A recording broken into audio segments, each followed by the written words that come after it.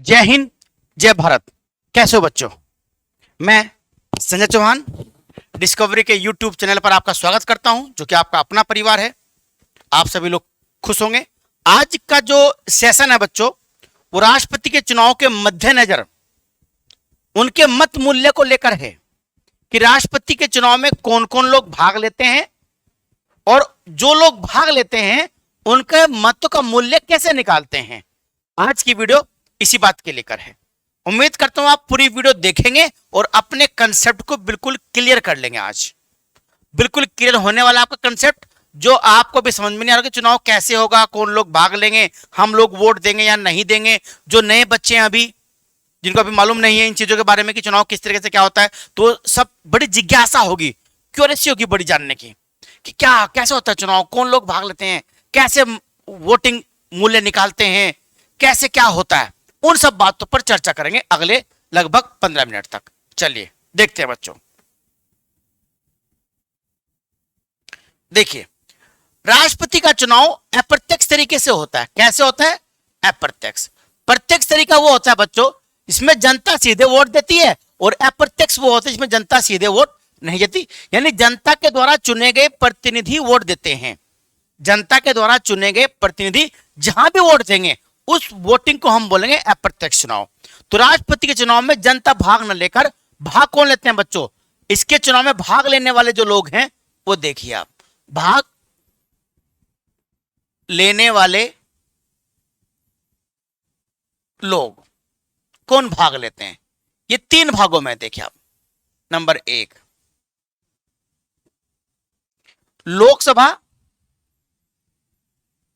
और राज्यसभा के निर्वाचित सदस्य, यानी जो चुनाव जीतकर पहुंचे हैं वो सदस्य। किसके? लोकसभा के। और किसके बच्चों? राज्यसभा के। लोकसभा में कितने मेंबर होते हैं जीतकर जो पहुंचते हैं? 543 मेंबर, 543 मेंबर होते हैं, 543 मेंबर होते हैं। और यहां कितने होते हैं बच्चों? यहां होते हैं बच्चों, आपको मालूम होगा, 233 मेंबर, 233 मेंबर। अब कुछ के दिमाग में बात आ रही होगी कि जो राज्यसभा है उसमें मैक्सिमम मेंबर 250 हो सकते हैं, और जो सदस्य होते हैं 233 वो राज्यों की विधानसभाओं से निर्वाचित होकर पहुंचते हैं। और बाकी जो बच्चों 12 सदस्य होते हैं वो 12 सदस्य होते हैं मनोनीत, वो होते हैं नॉमिनेट। साहित्य, विज्ञान, कला, सामाजिक सेवा से आते हैं और राष्ट्रपति उनको करता है नॉमिनेट। वो 12 मेंबर होते हैं। ये राष्ट्रपति के चुनाव में भाग नहीं लेते। क्यों नहीं लेते? क्योंकि हो सकता है कि इनका जो ना एक तो मत मूल्य नहीं आ सकता, कि ये किसी राज्य के प्रतिनिधि नहीं होते, ये किसी राज्य के प्रतिनिधि नहीं होते, बल्कि ये जो 12 मेंबर होते हैं ये राष्ट्रपति अपनी तरफ से करता है मनोनीत, साहित्य, विज्ञान, कला और सामाजिक सेवा से। तो किसी के राजनीतिक मेंबर नहीं है। जब किसी राज्य के मेंबर नहीं है, तो जब राज्य के मेंबर नहीं है तो इनका मत मूल्य कैसे ज्ञात होगा? तो इनका मत मूल्य आ नहीं सकता। तो जब मत मूल्य नहीं आने का तो इनको शामिल नहीं करने के। 2 मेंबर एंग्लो इंडियंस होते थे लोकसभा में, क्योंकि वो भी किसी सदस्य से कहीं किसी लोकसभा क्षेत्र से चुनाव जीतकर नहीं पहुंचते, इसलिए उनका भी मत मूल्य ज्ञात नहीं हो सकता। जब नहीं होगा तो भी चुनाव में भाग नहीं लेंगे। तो इनके मेंबर को बोलते हैं बच्चों MP, member of parliament. Member of parliament ना, अलग अलग लोकसभाएं होती हैं तो उनको मेंबर ऑफ पार्लियामेंट बोलते हैं। ये भाग लेते हैं। तो कुल मिला कितने के बच्चों? ये बच्चों कुल मिला के हो गए कितने? 776। 776 यानी 776 एमपी भाग लेंगे। 776 एमपी वोट देंगे राष्ट्रपति के चुनाव में। हमने जो हमने जैसे हमारा प्रतिनिधि है, जैसे हमारे एमपी हैं जिनको हमने वोट दे रखी, तो वो हमारे जो एमपी हैं वो इन्हीं में से एक है। आपके जो एमपी होंगे वो भी इन्हीं में से एक होंगे। जो आपके किसी दोस्त के जो बिहार से आया होगा उसके एमपी होंगे वो भी इन्हीं में से एक होंगे। यानी हम लोगों की तरफ से ये लोग वोट देंगे एमपी। एक तो ये भाग लेते हैं। एक भाग लेते हैं बच्चों राज्यों की विधानसभाओं के सदस्य, विधानसभा के मेंबर। विधानसभा के जो मेंबर होते हैं बच्चों ध्यान रखिएगा, उन्हें एमएलए कहते हैं। क्या कहते हैं? MLA, member of legislative assembly बोलते हैं। ये लोग भाग लेते हैं, एमएलए भाग लेते हैं। अब कितने एमएलए? अलग अलग राज्यों में अलग अलग एमएलए हैं, जो राज्य की जनसंख्या के हिसाब से उनको सीटें दी गई हैं। जैसे उत्तर प्रदेश में 403, कहीं 200 हैं, उत्तराखंड में 70 हैं, दिल्ली विधानसभा में 70 एमपी एमएलए हैं। तो ये जो बच्चों एमएलए हैं ये वोट देते हैं। कुल मिला के 4033 एमएलए इस समय वोट देंगे। जम्मू कश्मीर विधानसभा के मेंबर वोट नहीं देंगे क्योंकि वहां भी विधानसभा नहीं है, अभी वहां राष्ट्रपति शासन है। तो 4033 पूरे भारत से एमएलए हैं जो वोट देंगे। तो 4033 और 776 ये लोग ही राष्ट्रपति के चुनाव में वोट देंगे, बस, इनके अलावा कोई वोट नहीं देगा। अब इनमें से हो सकता है कि 2 4 10 वोट ना दे तो उतनी वोट कम हो जाएगी। अब ये लोग वोट देंगे, लेकिन ये जो लोग वोट देंगे इनकी वोट की कीमत एक नहीं होने की। हम लोग किसी एमपी के चुनाव में वोट देते हैं तो हमारे वोट की कीमत कितनी है? एक। मान लिया मैंने अपने एमपी को वोट दिया तो मेरी वोट एक ही तो गिनी जाएगी, 10 गिनी जाएगी? नहीं, मेरी वोट एक गिनी जाएगी। पर इनकी वोट एक नहीं गिनी जाने की, इनकी वोट उस जनसंख्या के हिसाब से गिनी जाएगी जिस जनसंख्या का ये प्रतिनिधित्व करते हैं। यानी हमारा जो एमपी है, जो हमारी लोकसभा का एमपी है, और हमारी लोकसभा में हमने मान लिया 13 लाख वोटर हैं। कितने? 13 लाख जिन्होंने वोट दी है। तो उन 13 लाख वोटरों का, यहां कह लो जो जनसंख्या है, जो 1971 की जनगणना हुई थी उसके अनुसार कोई एमपी या एमएलए जितनी जनसंख्या पर था, आज उसके अंडर में जितनी जनसंख्या है, तो मान लिया हमारे की जनसंख्या 15 लाख है, तो ये जो चुनाव में वोट देंगे हमारे एमपी या हमारे एमएलए, वो 15 लाख लोगों की तरफ से राष्ट्रपति को वोट देंगे। तो उनका वोट उन 15 लाख के सापेक्ष तो होना चाहिए। हमने वोट दिया अपनी तरफ से एमपी के चुनाव में, तो हमारा वोट कीमत एक है। वो लोग वोट दे रहे हैं 15 लाख जनसंख्या के अनुपात में, तो उनकी वोट कीमत भी ज्यादा होगी। जिसकी जनसंख्या ज्यादा है, 15 लाख का मान लिया है जनसंख्या, तो ज्यादा वोट मत मूल्य होगा। जनसंख्या मान लिया कहीं की 2 लाख है, तो वोट मूल्य का जो उसका कम हो जाएगा। ये राज्य के हिसाब से है। जैसे उत्तर प्रदेश की जनसंख्या सबसे ज्यादा है, तो यहां के एमएलए का मत मूल्य क्या होगा? सबसे ज्यादा होगा। सिक्किम की क्या है? कम है, तो वहां का मत मूल्य क्या होगा? कम होगा। अब ये मत मूल्य कैसे ज्ञात करते हैं ये देखिएगा आप। देखिए, सबसे पहले देखते हैं विधानसभा का मत मूल्य। विधानसभा के बारे में देखते हैं। विधानसभा के भी केवल निर्वाचित मेंबर वोट भाग लेते हैं। जो इसमें एक सदस्य होता है एंग्लो इंडियन, होता था अब नहीं होता बच्चों, वो मतदान में भाग नहीं लेता। तो विधानसभा के एक सदस्य का मत मूल्य कैसे निकाल लेंगे? एक एमएलए का मत मूल्य कैसे निकाल लेंगे? देखिए आप, एक एमएलए का निकालना पहले बराबर उस राज्य की टोटल जनसंख्या, उस राज्य की टोटल जनसंख्या भी कौन सी बच्चों? जो 1971 में थी, आज की नहीं। जो 1971 में जनसंख्या थी वो जनसंख्या मानी जाएगी, वो रखना पड़ेगा, बटे उस राज्य के कुल निर्वाचित सदस्यों की संख्या।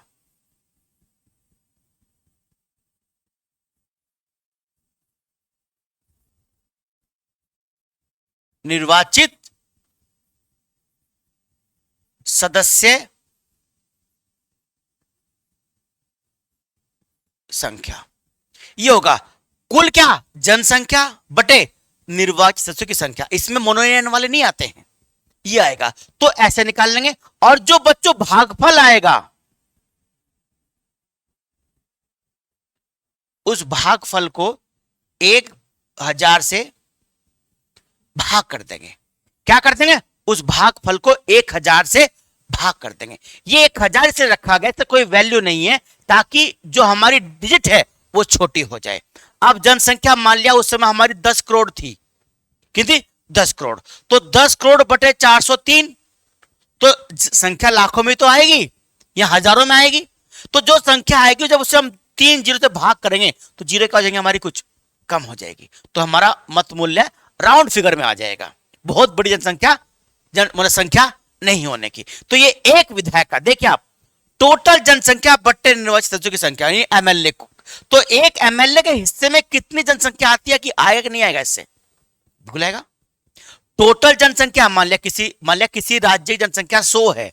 कितनी है? 100 जनसंख्या है, हमने उदाहरण के तौर पर देखते हैं, अगर जनसंख्या 100 है और वहां पर मान लिया 10 एमएलए हैं, कितने 10 एमएलए, तो 10 से भाग कर दो तो कितना आ गया 10 आ गया, है नहीं, यानी एक एमएलए के समय कितनी जनसंख्या आ गई 10 ही लोग तो आ गए, 5 एमएलए में 5 आ गए, 8 में 80 आ गई, यानी एक एमएलए बराबर कितना हो गया यहां पर इसके हिसाब से 10 लोग हो गए, यानी ये जो एक एमएलए है जो 10 लोगों का प्रतिनिधित्व कर रहा है, क्या कर रहा है एक एमएलए 10 लोगों का प्रतिनिधित्व कर रहा है एक एमएलए, ऐसे यहां निकाल लेंगे जो जनसंख्या बटे कितना जितने एमएलए हैं, तो एक एमएलए के हिस्से में कितनी जनसंख्या आती है वो आ गया, जैसे उत्तर प्रदेश है, उत्तर प्रदेश के हिस्से में जनसंख्या में एक एमएलए के लगभग जो होगी बच्चों वो 2 लाख के आसपास या 2 और 3 लाख के बीच की जनसंख्या आएगी, कि उत्तर प्रदेश का मत मूल्य होता है 208, ठीक है ना, तो ऐसे निकालते हैं कुल जनसंख्या बटे सदस्यों की संख्या, भाग कर दिया तो एक व्यक्ति के हिस्से में एक एमएलए के हिस्से में जनसंख्या आ गई, तो जो हमारा एमएलए होगा वो हमारी 2 लाख जनसंख्या की तरफ से राष्ट्रपति चुनाव में वोट देगा, तो ये एक एमएलए का बच्चों मत मूल्य होगा, किसका एक एमएलए का मत मूल्य, कैसे निकालना हमने कुल जनसंख्या बटे क्या सदस्यों की संख्या, जो भागफल में क्या कर दिया 1000 से भाग कर दिया, जो यूपी है यूपी का मत मूल्य 208 है, और जो बच्चों सिक्किम है उसका मत मूल्य 10 है, कि वहां जनसंख्या क्या है कम है, यानी हमारा जो एमएलए वोट देने जाएगा राष्ट्रपति चुनाव में वो 208 के बराबर माना जाएगा, और जो जाएगा सिक्किम कितना जाएगा 10 के बराबर माना जाएगा, तो राष्ट्रपति को ज्यादा काम कहां करना पड़ेगा अपना प्रचार करने के लिए यूपी में प्रचार करे, है नहीं, ये होता है मत मूल्य, तो अधिक जनसंख्या वाले का मूल्य अधिक और कम जनसंख्या वाले का मूल्य कम आएगा, तो ये तो हो गया एक एमएलए का। अब जो निकालना है हमको पूरी विधानसभा का मत मूल्य निकालना है, यूपी की विधानसभा का, यदि हम कहें कि एक विधानसभा का मत मूल्य है,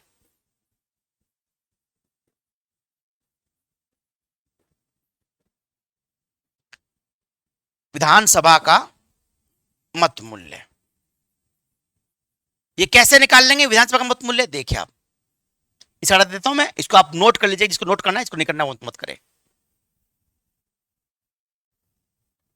कैसे निकाल लेंगे, तो हमने कहा कि एक विधानसभा का मत मूल्य, एक विधानसभा का मत मूल्य, तो कैसे निकाल लेंगे एक एमएलए का मत मूल्य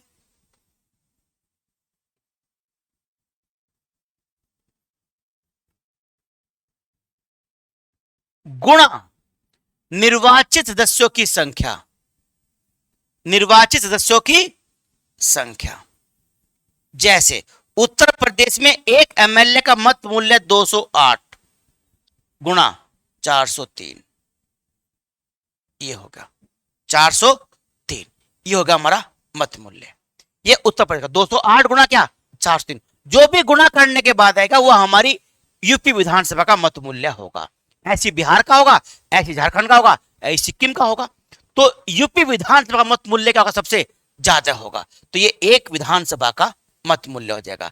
एक एमएलए कैसे निकालते हैं वो मैंने आपको बता दिया। जब हमने एक विधानसभा का निकाल लिया, क्या हम ऐसे की ऐसे 28 राज्य और 3 केंद्र शासित प्रदेश का मत मूल्य निकाल सकते हैं ना? 28 तो राज्य हैं जहां विधानसभाएं हैं और 3 है केंद्र शासित प्रदेश, दिल्ली, पांडिचेरी और जम्मू कश्मीर। कि जम्मू कश्मीर में अभी विधानसभा है नहीं तो वो तो मानी जाएगी। तो जो विधानसभा है उनका मत मूल्य कितनी है? 2 हो रहे, तो 30 के 30 विधानसभाओं का क्या हो जाएगा बच्चों? मत मूल्य ज्ञात कर लेंगे, जोड़ लेंगे सबका, है नहीं? जब सबका मत मूल्य जोड़ लेंगे तो पूरे भारत की विधानसभाओं का मत मूल्य आ जाएगा। ठीक, जब एक करेंगे तो ऐसे हर सबको निकाल लेंगे। चलिए देखते हैं। अब ये तो क्या एमएलए का और विधानसभा का मत मूल्य है। अब जो संसद है, संसद सदस्य का मत मूल्य यानी एमपी मेंबर ऑफ पार्लियामेंट का सदस्य मत मूल्य कैसे निकाल लेंगे देख लीजिए आप। इजिकल टू टोटल विधानसभाओं का मत मूल्य, किसका? विधानसभाओं का मत मूल्य।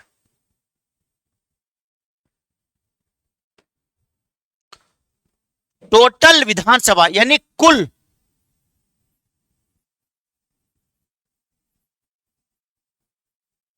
विधानसभा का मत मूल्य, विधानसभा का मत मूल्य बटे निर्वाचित सदस्यों की संख्या संसद में। कितने निर्वाचित? 776। 776। तो जो टोटल विधानसभा का मत मूल्य आया है पूरे भारत की, किससे भाग कर देंगे? 776 से। तो एक एमपी का मत मूल्य आ जाएगा, एक एमपी का मत मूल्य आ जाएगा। ये एक एमपी का आएगा। किसका आएगा? एक एमपी का। जब हम निकालेंगे पूरी संसद का मत मूल्य, संसद का मत मूल्य, यहां था सांसद, क्या थे? हम लोग नहीं था तो सांसद ही,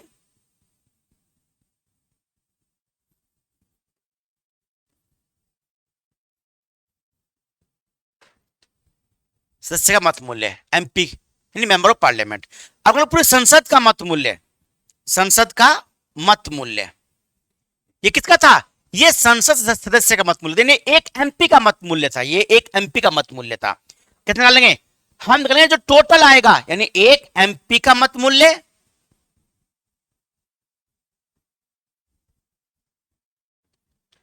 गुणा मल्टीप्लाई 776। एक एमपी का मत मूल्य गुणा क्या? 776। यह आ जाएगा हमारी पूरी संसद का मत मूल्य। ये दोनों बच्चों कितना आएगा मत मूल्य? ध्यान रखिएगा, ये दोनों ना जो मत मूल्य आएगा निकल के जो आ रहा है, ये आ रहा है कुल वोट 10,86,000। ये कुल वोट है, यानी ये संसद और विधानसभाओं का मत मूल्य है। पूरा मत मूल्य किसका? संसद का और विधानसभाओं का मत मूल्य है ये, याद रखिएगा। पूरी संसद का किसका? विधानसभाओं का मत मूल्य 10,86,000। ये पूरा मत मूल्य है। इसमें एमपी भी आ गए, इसमें सारे आपके एमएलए भी आ गए, ठीक ना? इसमें सारे एमपी भी आ गए और इसमें सारे एमएलए, इसमें सब आ गए इस मत मूल्य में। याद रहेगी बात, इसमें सारे आ गए। अब ये है, अब जो जादुई आंकड़ा है, मतलब जादुई आंकड़ा राष्ट्रपति के लिए, वो जादुई आंकड़ा ही है। इसका आधे से एक अधिक बोलते हैं। ये हमारा बहुमत का आंकड़ा है 1086 का, कि कुछ कम है इसमें तो 5.43 लाख। ये हमारा बहुमत चाहिए, आधे से एक अधिक, आधे से एक अधिक जो कुल वैध मत पड़ते हैं उनका, है ना? हम निकालते ना, कोटा निकालते हैं, तो होता है कि इसमें तो कुछ मत ना पड़े, वैसे कुछ मत नहीं भी तो पड़ेगा ना, ऐसे भी तो होगा ना, कुछ लोग वोट नहीं देंगे जाएंगे तो वोट कम हो जाएंगे इसमें। तो हम कुल वैध मत का वो हम बाद में निकालते हैं। जितने टोटल वैध मत पड़ी, हो सकता है कि बंगाल से 10 लोग चुनाव में भाग ना ले, हो सकता है कि राजस्थान से कुछ ना आए, या कुछ जम्मू कश्मीर या के वहां से जम्मू कश्मीर एमपी ना आए, या हो सकता है कि लद्दाख का एमपी ना आए, हो सकता है कि उत्तराखंड से कोई एमएलए ना आए। तो जो कुल वैध या किसका किसने वोट दिया और वो कैंसिल हो गया, कुल वैध मत जो पड़े प्लस उनका टोटल करेंगे आधा से एक अधिक, वो उनका कोटा होगा। ये बहुमत का आंकड़ा इतना तो चाहिए। एनडी के पास कितने हैं? 5,26,000 एनडी के पास लगभग बहुमत है पूरा, कोई आवश्यकता ही नहीं है। लेकिन विपक्ष के पास भी तो है 5,59 और लगभग 2 लाख, 5 के आसपास इनके पास भी है। तो एनडीए की डगर बहुत कठिन नहीं है, क्योंकि बहुत सारे जैसे एनडीए के बहुत सारे, जैसे बीजू जनता दल है उड़ीसा का, है ना, वो एनडीए घटक नहीं है पर वो सपोर्ट करेगा क्योंकि उसी के यहां की राज्यपाल बन रही है। ममता बनर्जी के संकेत ऐसे हैं, आपको भी लग रहा है कि इसी तरह वोट देंगी शायद, क्योंकि उन्होंने कहा कि हमने सबसे पहले इनका नाम दिया था, तो कुछ तो लोग उनके पक्ष में वोट करेंगे। नीतीश कुमार को लेकर असमंजस थोड़ी स्थिति थी, लेकिन उसको भी साफ हो, वो भी लगभग साफ हो गई है ना? यानी एनडी के कैंडिडेट को जितना अब कोई मुश्किल नहीं है, लगभग बराबर सा है। इसीलिए तो विपक्ष का उम्मीदवार कोई मिल ही नहीं रहा था, तब जाके यशवंत सिन्हा ने कहा कि हम लड़ेंगे, हम देखते हैं। ठीक है, चलिए है। तो ये वो आंकड़े जो आप पास करने हैं, ठीक ना, मत मूल्य है और ये कुल वोट हैं 10.6 लाख जो भारत के वोटर हैं, मतलब जो वोट का मूल्य है।